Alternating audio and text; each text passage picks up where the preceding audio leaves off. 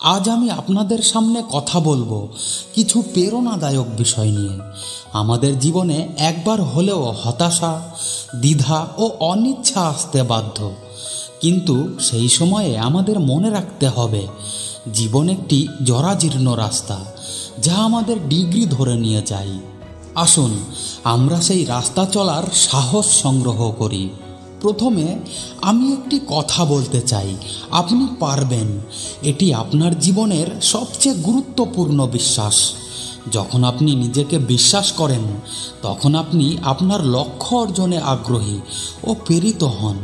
প্রতিটি সফল ব্যক্তি যিনি আজকের দিনে সাফল্য অর্জন করেছেন, তার পিছনে একটি গল্প আছে। তারা সবাই আপনাদের মতোই ছিল। তারা তাদের লক্ষ্য, তাদের স্বপ্নগুলোর জন্য কঠোর পরিশ্রম করেছে, তাদের বাধাগুলো অতিক্রমণ করেছে। দ্বিতীয়ত, আমাদের উচিত আমাদের স্বপ্নগুলোকে চিহ্নিত করা। একবিংশ শতাব্দীর এই প্রতিযোগিতামূলক বিশ্বে একটি সুনির্দিষ্ট লক্ষ্য থাকা অত্যন্ত জরুরি। যখন আপনি জানবেন আপনি কি চান, তখন আপনাকে সেই অনুযায়ী পরিকল্পনা করতে হবে, কাজ করতে হবে এবং সর্বদা নিজের উন্নতির জন্য চেষ্টা করতে হবে।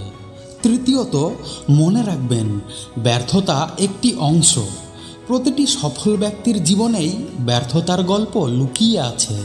ব্যর্থতা মানে শেষ নয়, এটি শুধু একটি নতুন শুরুর সূচনা। আপনি যদি ব্যর্থ হন, তাহলে তা থেকে শিক্ষা নিন। প্রতিটি ব্যর্থতা আপনার জন্য একটি নতুন শিক্ষার সুযোগ। চতুর্থ, জীবনের সবচেয়ে বড় সম্পদ হলো আপনার সময়। সময়কে সঠিকভাবে ব্যয় করতে শিখুন। অকারণ সময় নষ্ট করার পরিবর্তে আপনার সময়টাকে উৎপাদনশীল কাজে ব্যবহার করুন।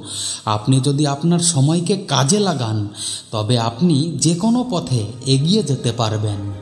এবং সর্বশেষ, আপনার হাতের কাছে সবসময় একটি সোর্স রাখতে হবে।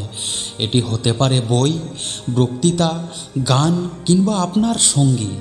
যে কোনো ধরনের অনুপ্রেরণা আপনার প্রবৃত্তি বাড়িয়ে তুলতে পারে এবং আপনাকে সাফল্যের পথে নিয়ে যেতে পারে। শেষে আমি বলতে চাই, আপনার জীবনের সমস্ত বাধা এবং চ্যালেঞ্জ আপনাকে শক্তিশালী করে।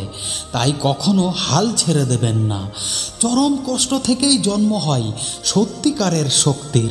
আপনার আদম্য ইচ্ছা এবং প্রচেষ্টা আপনাকে একদিন আপনার লক্ষ্যে পৌঁছে দেবে। মনে রাখবেন, আপনি পারবেন। ভিডিওটি যদি ভালো লাগে, তাহলে চ্যানেলটিকে অবশ্যই সাবস্ক্রাইব করে রাখুন। দেখা হচ্ছে পরের ভিডিওতে। ততক্ষণ সুস্থ থাকুন, ভালো থাকুন। ধন্যবাদ।